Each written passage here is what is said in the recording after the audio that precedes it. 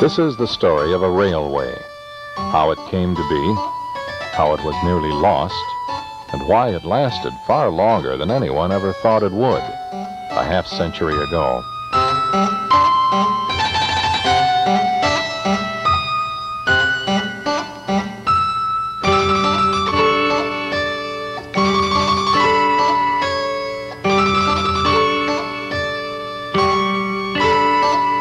In the southeast corner of Wisconsin, about 35 miles west of the metropolitan corridor lining the Lake Michigan shoreline, are the villages of East Troy and McWanago. Both communities are textbook examples of small-town heartland America. With a population of over 4,000, McWanago is slightly the larger. 7 miles to the southwest lies East Troy. The first settlers arrived here in 1836 from the area of Troy in New York State and named their new home community to match the original.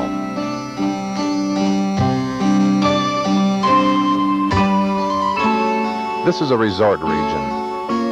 Always has been because of the small lakes that dot the countryside all over southeastern Wisconsin. A lot of communities grew up around those lakes. Lake Beulah, Army Lake, Potter's Lake, and several others all adjoin East Troy.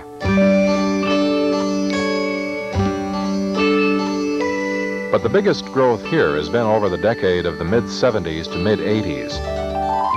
The population is well over 2,000 now, about a 20% increase over the last census.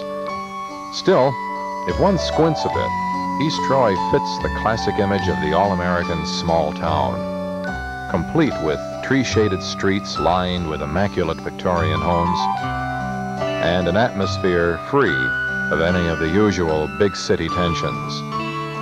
There's a village square in the classic tradition, which is centered by the customary bandshell, almost as if some Hollywood set designer had planned the original layout for a period movie.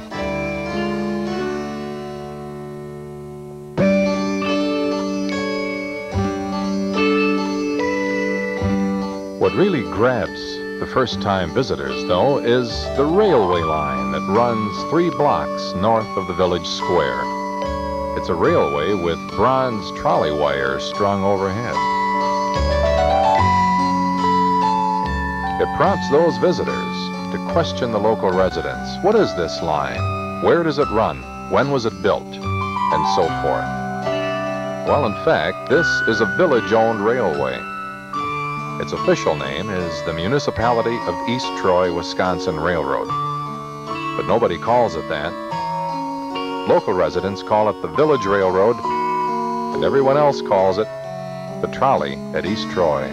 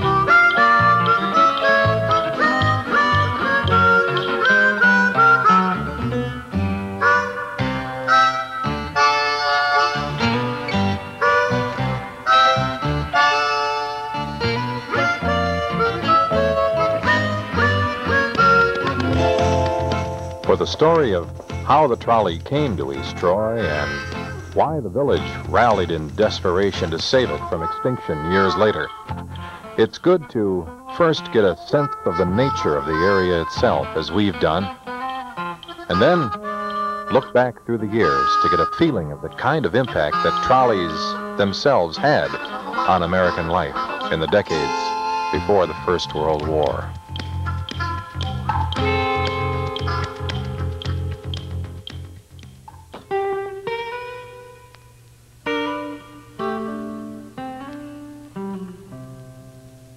The beginning of the 20th century was the time of the trolley.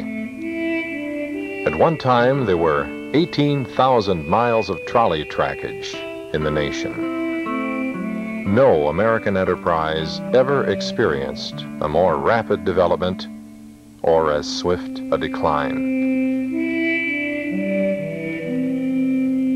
But there was a time when the private automobile was still only an expensive novelty, and any journey of more than a few miles was made by rail.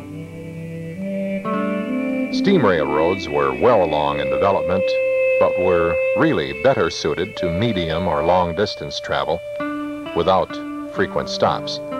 Electric railroads, or railways, as they came to be called, were more flexible for shorter trips.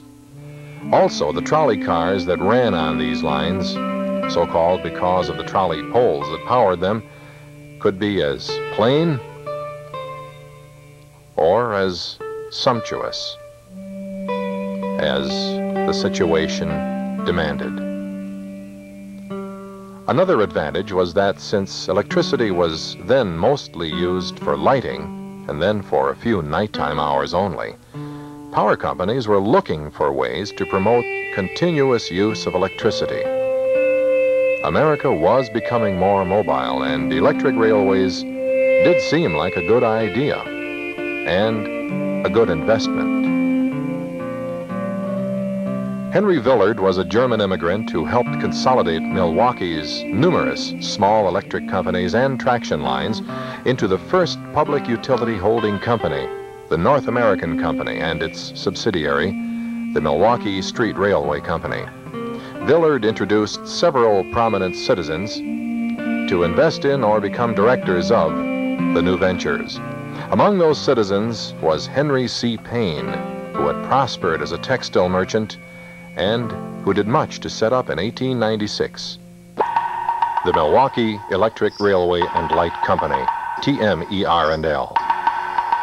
Payne soon drifted into politics, however, and in 1902 turned over TMER&L's leadership to his assistant, John I. Beggs, who was a frugal man, to say the least, and he totally believed in the future of electric railways. Beggs began an all-out expansion program to that end with TMER&L.